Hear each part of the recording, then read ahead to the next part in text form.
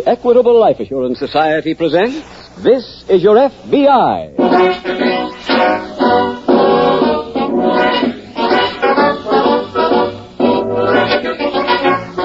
This is Your F.B.I., the official broadcast from the files of the Federal Bureau of Investigation. Presented as a public service by the Equitable Life Assurance Society of the United States and the Equitable Society's representative in your community.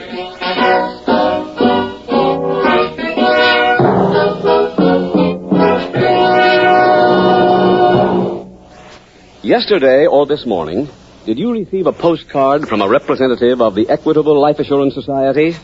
A postcard suggesting that you listen to the middle commercial on this Equitable Society radio program. Equitable Society representatives sent out tens of thousands of such postcards because this middle commercial has a very important message. It describes the Equitable Society's Independent 60s plan, a practical, workable plan for people who want to be independent in their 60s.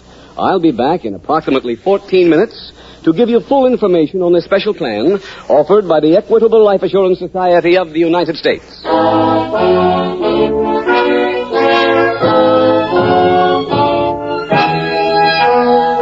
Tonight's FBI file, The Gentle Killer.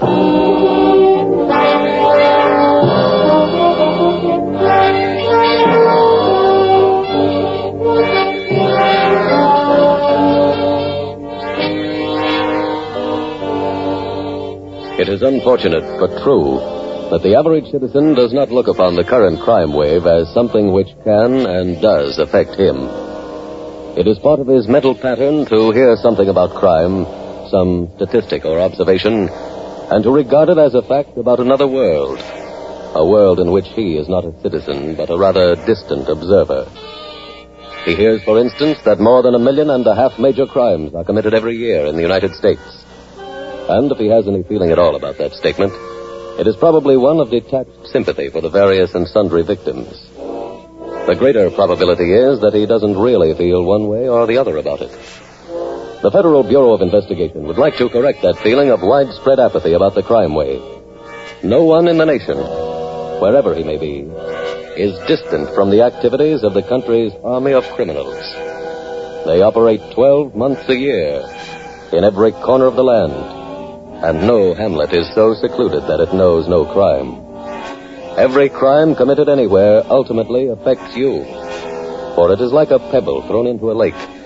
And unless stopped by some barrier, the ripples move outward and ever outward as crime spreads when it is not checked.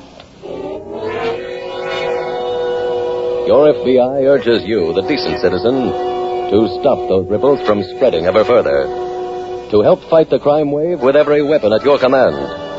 For this war against crime is total war. There can be no conditional surrender. Either decency wins or the criminals take over.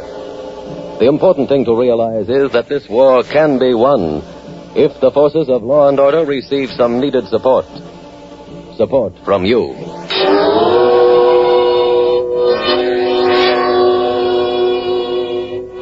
Tonight's file opens in a railroad station in a large eastern city. It is early evening, and in one corner of the station, a telephone operator sits at a switchboard waiting for travelers to place their calls. Pardon me, miss. Yes, sir, may I help you? Yes, I want to call Centerville, Vermont. What number, please? Centerville 734. 734. You may take this in booth 5, sir. Pay as you leave. Thank you. Long distance. Calling Centerville, Vermont. Right. Hello, sir. Johnny. Yeah. Johnny, where did you come from? Where have you been? I can't answer any questions now, Mary. Oh, but I wanted... Look, I'm in trouble. What? I'm in trouble, sis. Can I make a local call here? Yes, madam. Booths 20 through 30 are for local calls. You have 2 nickels, please. Yes, ma'am. Here you are. Thank you. Johnny, are you in trouble with the police? No. You're sure? Yes. Well, then what... I need a place to hide. Where are you living? Well, I have an apartment. Where? Well, on First Avenue. You gotta let me use it, Mary. Well... You've got to. Well, wait a minute. I'll get you the key. Centerville. Calling Centerville 734. 734. Thank you. Here, Johnny. Here's the key. Thanks. The address is 788 First Avenue. 788 First Avenue. And I'll be home about 5:30. Okay. Oh, wait, Johnny. What? If you're not hiding from the police, who are you hiding from? A man named Al Norman. He's going to kill me.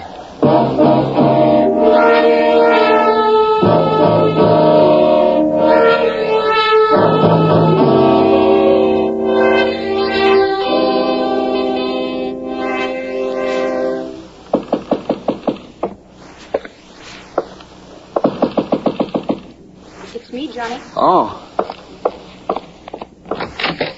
I thought maybe it was him. Did anyone follow you? No. You didn't see anyone in the lobby? No. Good. John, what is it all about? I told you before. A man named Al Norman wants to kill me. Why? Well, he thinks I sent him to jail. How? By telling the cops where he was hiding out. Did you? Well, not really. You see, we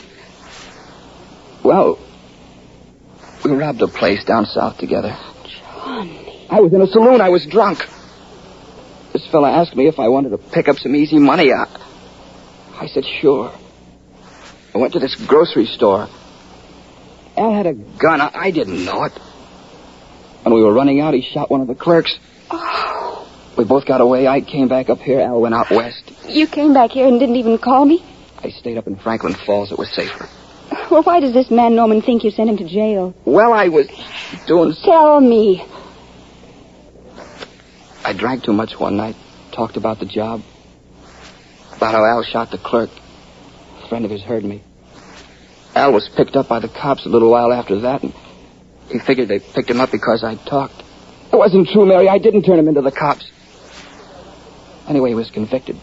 Got 20 years. Well, then how can he be looking for you? He just broke out of jail. But, Johnny, why don't you call the police? Well, they'd protect you. Protect me? He'd send me away. Then what can you do? I've been sitting here thinking. There is a way to get me out of this. Oh, what is it? Al Norman knew where I was living in Franklin Halls. That's where he'll go. I want you to call the police up there. Give them the address of the place I lived. Tell them that Norman will turn up there. Will you do that, Mary? Well... Please. All right. I don't want you to call from here. Well, why not? They could trace the call. Go down to the corner, use the payphone. And don't tell the police who you are.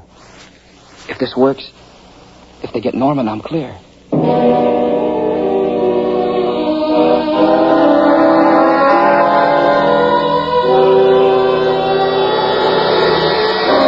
The following afternoon, at the local FBI field office, Special Agent Jim Taylor is at his desk when Agent Walter Bedford approaches. Hello, Jim. Oh, hi, Walt.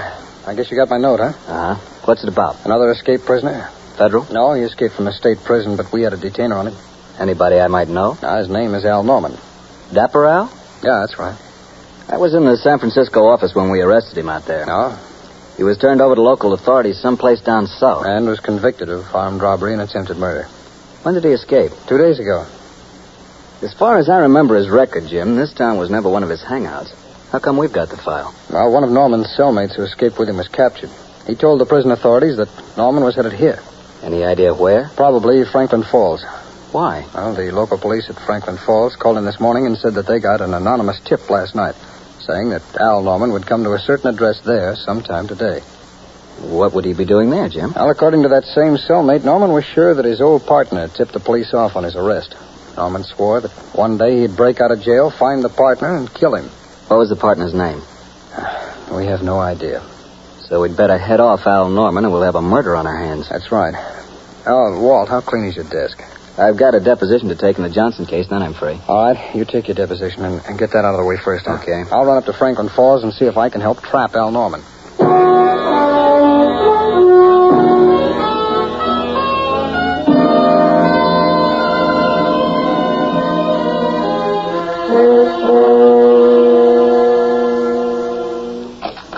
Who's that? It's me, Johnny.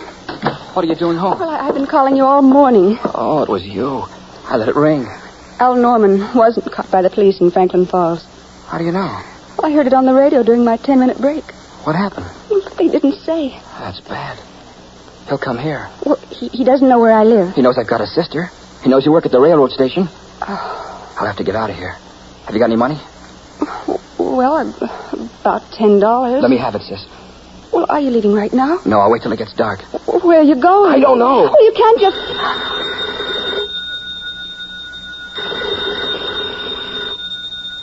What'll I do? Answer. Hello? Hello? Hello? Who is this? It's me. Who are you? Don't you know? Answer me. This is Freddie. Oh, I had you fooled for a minute, didn't I? What are you doing tonight, Mary? oh, I can't talk to you now. But I've got Call me tickets for some other time, Freddie. Who was that? Oh, friend, look, Johnny, I've got to go back to work. Okay. Here's the $10. Thanks. I'll give you the number of the switchboard. It's Meriden 8181 here. Now, we're not supposed to get incoming calls, but wherever you go, call me. Let me know where you are.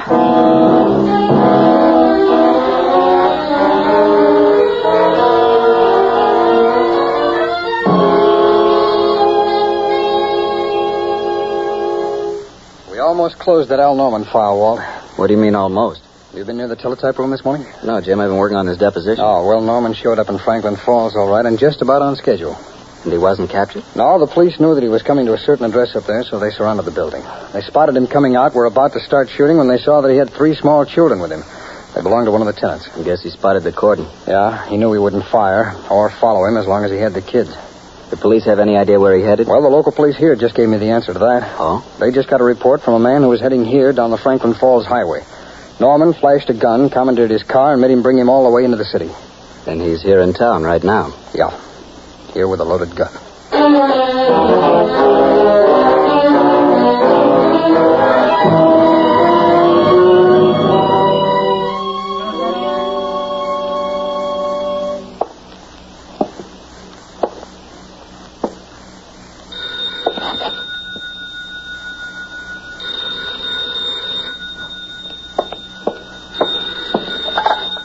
Hello? Hello, Johnny. Oh, hello, sis. Oh, I'm so glad you're still there. Why? Well, there was a man here looking for me while I was out to lunch. What did he want? Well, he told the other operator he was no friend of mine. Did she say what he looked like? Well, he was tall and dark, very well dressed. That's Al Norman. Are you sure? Yeah. I'm getting out of here right now. Well, do you know yet where you're going? No, not yet. I'll call you when I light someplace. All right. So long. Goodbye.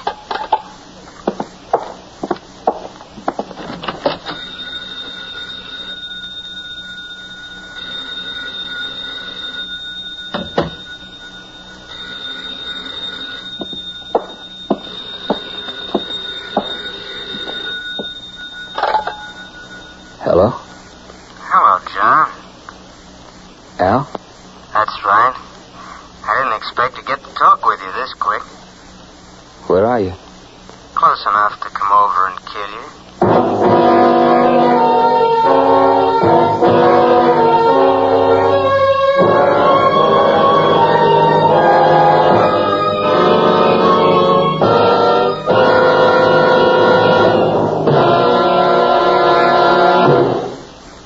We will return in just a minute to tonight's exciting case from the official files of your F.B.I. Now, here's an invitation to all members of this audience. An invitation to share in the benefits of the Equitable Society's Independent 60s plan. Independent 60s means exactly what it says. Financial independence when it's time to retire. Members of this equitable group are determined that they'll never have to ask for charity. They intend to be self-supporting and self-respecting. When they reach retirement age, they often move to sections of this country where the climate is mild and pleasant all year round. Take me, for instance. I've got a little orange grove on the west coast of Florida. Boy, what a life. People with Equitable Society Independent 60s plans have plenty of opportunity for travel, time for hobbies. I've caught more fish in this last year than in all the rest of my life put together. Naturally, everybody wants to join in the Equitable Society's Independent 60s plan. Then what holds a man back from joining? He makes the mistake I went on making for years. He thinks you have to be rich to belong. How did you find out the truth? From my Equitable Society representative. He showed me how a comparatively small investment in life insurance would do the job. That's right. Social Security gives the average man a big head start towards independent 60s. What's more, your Equitable Society representative will show you how to integrate your present insurance into the plan. Only a small amount of additional insurance may be required to put you in the class of men who look forward with complete confidence to independent 60s. A few extra dollars a week did it for me. In any case, why not see your Equitable representative without delay? Phone him soon. Or send a postcard care of this station to the Equitable Society. That's EQUITABLE. The Equitable Life Assurance Society of the United States.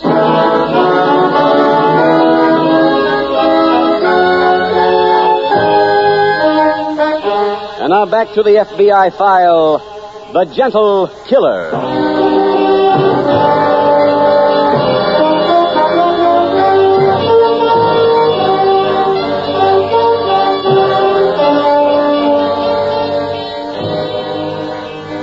Tonight's case offers an illustration of an important fact about the various investigations handled by the special agents of your FBI. In this case, a vicious killer is loose and stalking his victim. The two special agents assigned to the case know that the man he intends to kill is himself a wanted criminal. It would be easier for those agents to adopt the attitude that the loss of that criminal would be negligible, so far as society was concerned. And yet, they do not adopt that attitude. They work as hard to protect this man as they would any decent member of the community.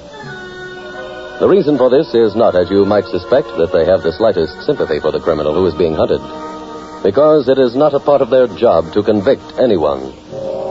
The job of the special agent is to investigate the violations of approximately 120 federal statutes, and, where possible, to make the arrest of the victims and criminals involved. Those men arrested are then entitled to their day in court. And it is the job of a prosecuting attorney to secure the conviction. The only part of aiding in getting that conviction that falls to the lot of the special agent is as a witness at the trial. And so in tonight's case, these agents do not allow themselves to prejudge the hunted man, but work to protect him. Possibly that is why the name of the department under which the Federal Bureau of Investigation functions is called the Department of Justice.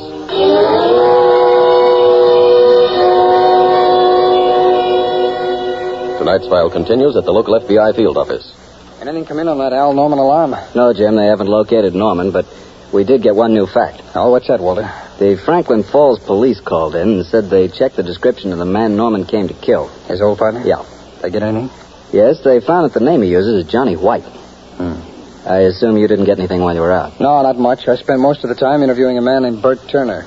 Who's he, Jim? Oh, he's the man whose car was commandeered by Al Norman on the highway outside of Franklin Falls. Oh. He told me Norman kept talking most of the way in. What about? Oh, Norman told him to be sure and see tomorrow morning's papers. Why? He said he was coming here to kill a man. That it would be on the front pages tomorrow. Oh, he boasted about the fact that he was going to get so much publicity. Tomorrow morning's papers, huh? That's right, Walt. That means he's going to try and commit that murder tonight.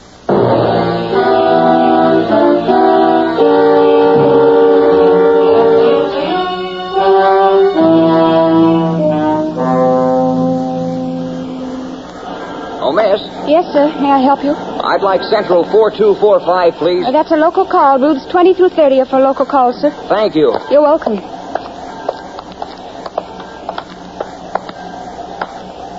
Pardon me. Yes, sir. May I help you? Yeah, I'd like a little information. Oh, well, if you go to booth 9, I'll connect you with information. I mean information from you. Huh?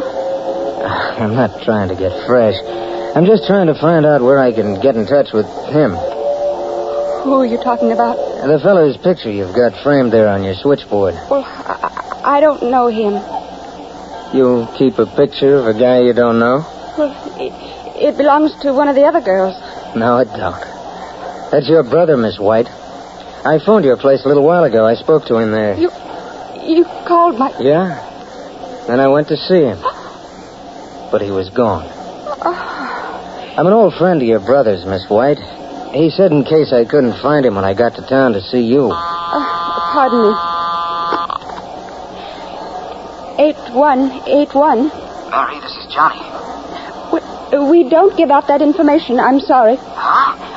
I'm sorry. It's against the rules. Listen, I got a room. You may speak to the chief operator if you like, sir. I'm at 23 Oak Street. It's a rooming house. Yes, sir. Thank you, sir. I shall connect you.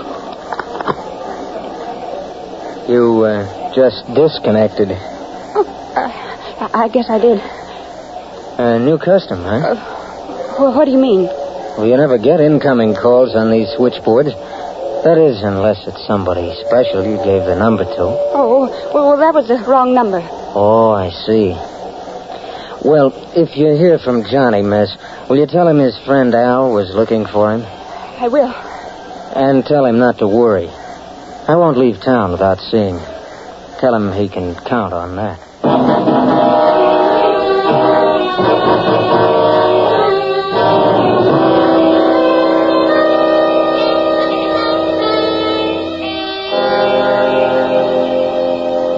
We just got some action on that Al Norman alarm, Walter. You mean he's been caught, Jim? Not quite, but at least we know where he was. Where? I was just leaving my desk when the phone rang. It was the railroad police. They see him this afternoon? Yeah. How long ago? Within the past hour. Are they sure? Yes, when those pictures of Al Norman we sent up there arrived, one of the railroad policemen recognized him. He'd been wandering in and out of those stores that they have in the concourse. Waiting for a train to leave. I don't know. But the railroad police have notified every train that left here within the last hour to conduct a car-by-car search for Norman. Good.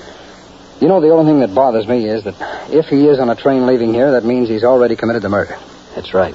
Well, let's get over to the railroad station. Maybe the station master's office will have some word from those outgoing trains by the time we get there. Okay. In any event, we can interview the clerks in every store in the concourse. If there was any purpose to his wandering in and out of them, it might hasten his arrest.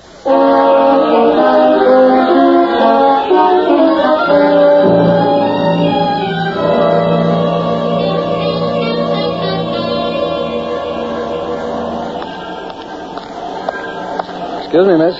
Yes, sir. May I help you? Yes, ma'am. I'm a special agent of the F.B.I. Here are my credentials. Yes, sir. Now, will you please take a look at this picture, Miss... White. Miss White?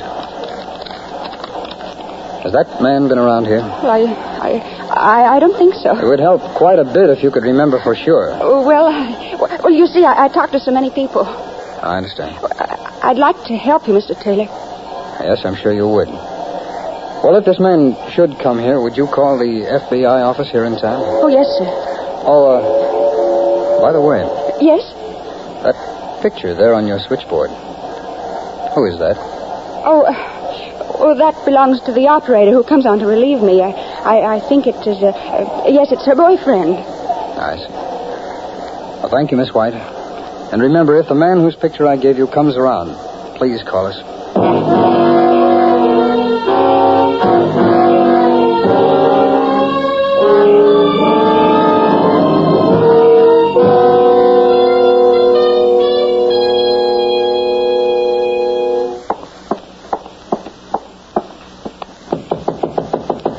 Mary? Yes. Come on in. Anybody see you come in? No. Good. Johnny, I saw Al Norman. Where? He came to the station. When? An hour ago. What did he want? You. Well, what'd you tell him? Well, I said you were out of town. Tomorrow you'll be right. I'm leaving. For where? I don't know any place but here. I'll get some money. Thanks. If I can do anything else. Al! Hello, Johnny. Hello, Miss White. You're a tough guy to catch up with, Johnny. Get out of here. Oh, now, look, I put in a hard day's work finding this guy. First, I had to locate you. Then I had to tail you here. What do you want? I already told you on the phone, Johnny. I'm going to kill you. No. I won't cat and mouse you, kid. I can get it over with right now. Oh, wait, please. Put away that gun. Nice shooting, Jim. You knocked it right out of his hand. Throw the cuffs on them, Walter. Right. Who are you? We're special agents of the F.B.I. Both you and Al Norman are under arrest.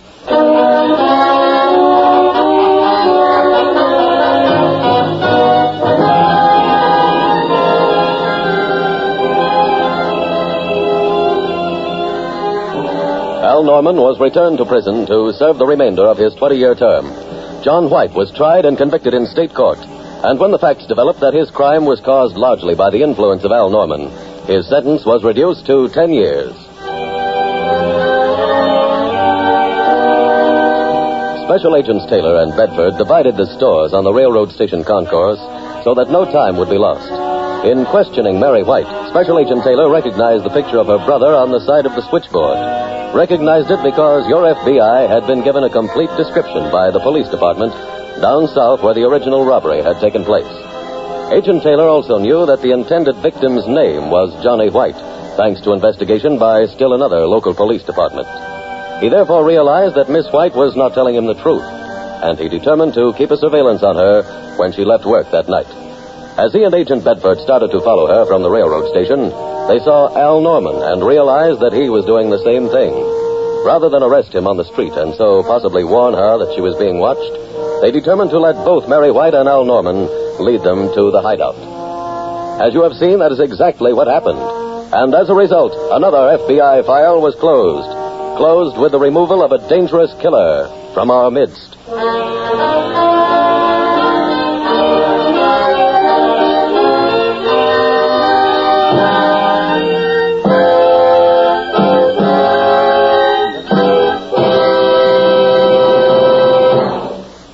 In just a moment, we will tell you about next week's exciting case from the files of your F.B.I.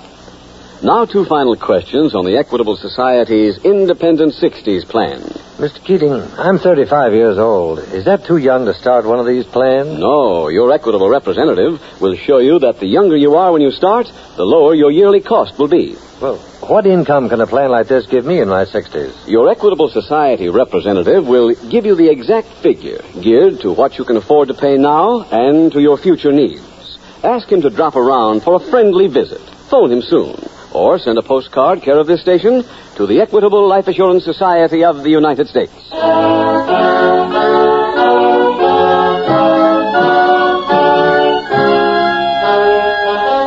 Next week, we will dramatize another case from the files of the Federal Bureau of Investigation. A story revealing the expert workings of a gang of professional swindlers. Its subject, fraud. Its title, The Rocking Chair Shakedown. The incidents used in tonight's Equitable Life Assurance Society's broadcast are adapted from the files of the Federal Bureau of Investigation. However, all names used are fictitious, and any similarity thereof to the names of persons living or dead is accidental. Tonight, the music was composed and conducted by Frederick Steiner. The author was Jerry D. Lewis. Your narrator was William Woodson, and Special Agent Taylor was played by Stacy Harris. Others in the cast were Alice Backus, Harry Bartell, Herb Ellis, William Hawes, Tom Holland, and Charlotte Lawrence. This Is Your F.B.I. is a Jerry Devine production. This is Larry Keating speaking for the Equitable Life Assurance Society of the United States and the Equitable Society's representative in your community, and inviting you to tune in again next week at this same time when the Equitable Life Assurance Society will bring you another thrilling story from the files of the Federal Bureau of Investigation. The Rocking Chair Shakedown on This Is Your F.B.I. This is ABC, the American Broadcasting Company.